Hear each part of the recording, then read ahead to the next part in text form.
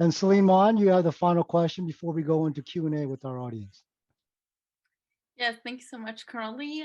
Thank you so much, General Brooks, for joining us today.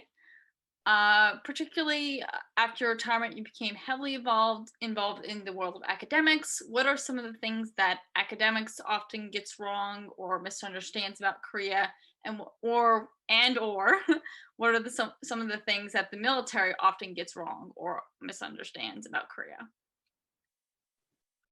Thank you, Celine. I'm going to be careful about this because I'm part of both communities. I don't know that. Well, I mean, there are some things that both groups get wrong. Okay, so let me address what I believe is a common fallacy. And this is true whether we're talking about academics in Korea, academics in the United States, military in Korea, military in the United States.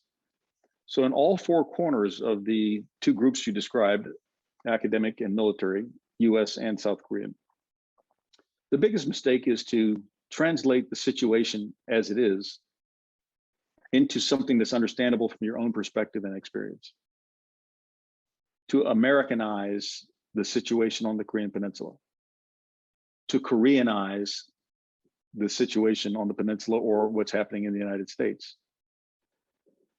To narrowly focus on what it is that looks familiar is always a mistake. The aim I have found is to gain the understanding of what is not common, what is not naturally understood. So Americans need to understand the Korean perspective of reunification, for example, differently.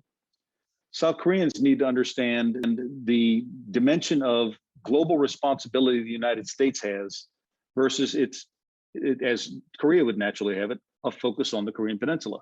And it doesn't translate into a lack of support or lack of interest.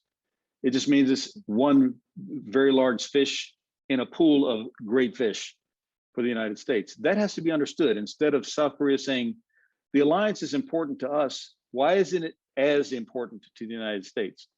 Academics also can tend to narrow things down.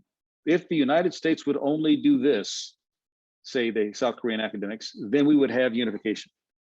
No, it's much more complicated than that. Why does the United States not do that? What does the United States understand about that? And what is the presumption that is made there?